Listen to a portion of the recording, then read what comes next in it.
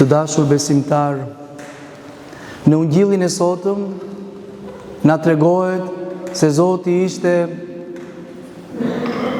dhe shkonte rreth bregut të liqenit të Galileas dhe aty pa dy peshkatar, dy vëllezër, të cilët ishin munduar tërnatën për të siguruar ushqimin dhe të mirat e tyre familjare.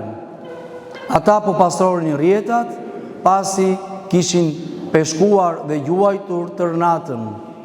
Krishti shikon këta dy vëllezër, Andrean dhe Jakovin, Petron dhe Simonin, dhe i thret ata duke i thënë: ejeni pas meje, sepse do t'ju bëj peshkatar.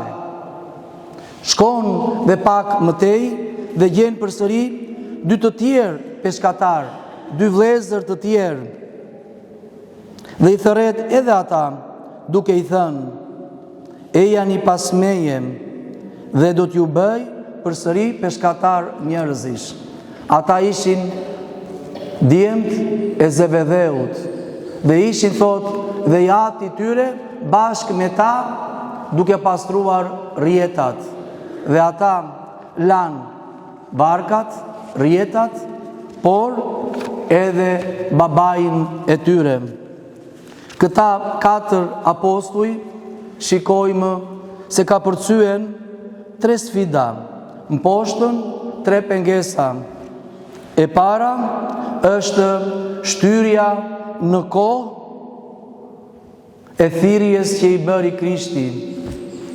Ata nuk i thanë Zotit: Zot, ne jemi munduar tërnatën, na lër pa kohë që të shesim peshkun që kemi zënë dhe më pas do vim që të shoqërojmë. Madje edhe të mirat që kemi grumbulluar do t'i afrojmë për misionin tënd. Jo, nuk e vun në dyshim fjalën e Zotit. Lanë varkat, rjetat, edhe peshqit që ishin zënë bashkë me to dhe shkuan pranë Zotit. Kështu bën dhe 2 apostujt e tjerë, përveç se lanë varkat, rjetat dhe peshqit, lanë dhe të atin e tyre. Nuk do të quaj kjo një marrëzi për kohën e sotme. Kush nga ne do ta thërriste dikush do të linte të gjitha, po kur të flet Zoti në thellësinë e zemrës, atëre i lë të gjitha për atë. Dhe kjo ndodhi dhe me apostujt. E dyta lidhet me dashurinë dhe bindjen që kishin ndaj Perëndis. Kurse e treta, punët nuk i lanë. Ata nuk thanë që ne kemi lënë punë pezull, Zot. Na jep edhe pak kohë që t'i mbarojmë ato.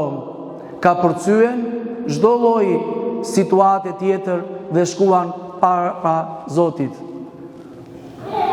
Nuk mbetën tek premtimi, por dashuria ynore që kishin në zemrën e tyre e mposhti të gjitha dhe shkuan dhe rendën prapa Zotit.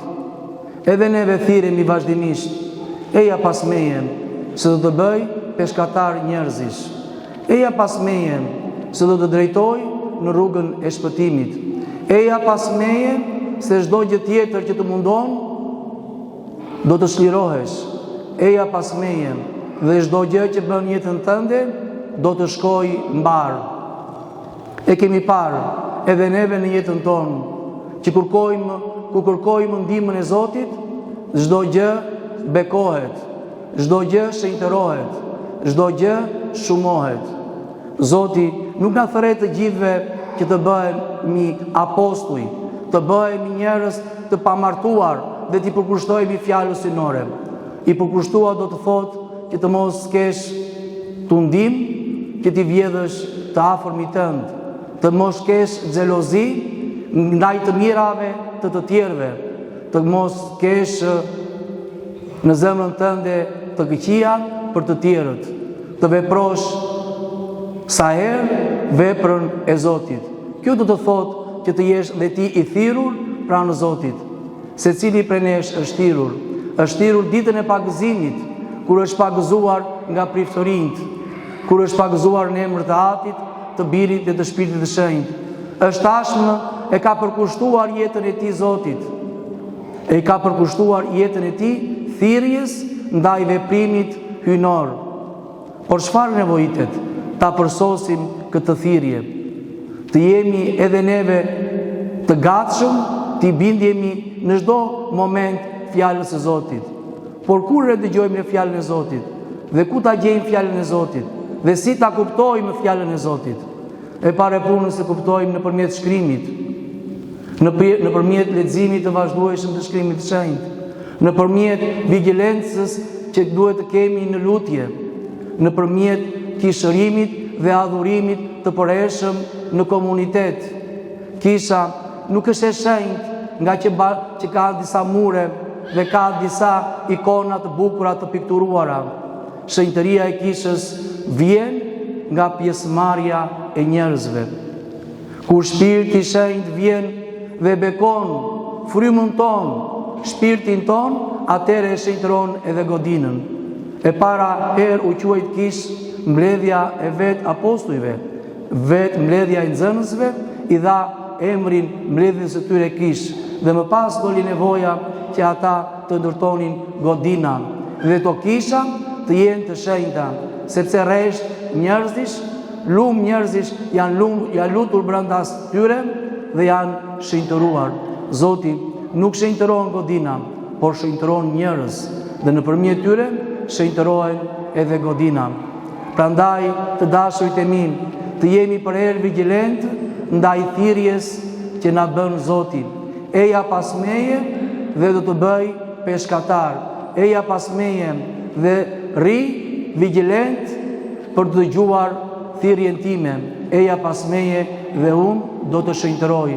Dhe në Zoti që brenda zemrës son, brenda veshëve tan dhe mendjes ton të jehoj për herë kjo thirrje, eja pas meje, edhe neve si profeti Isaia të thëresim: ja ku jam o Zoti im, më përdor mua për mision, u bëftëm.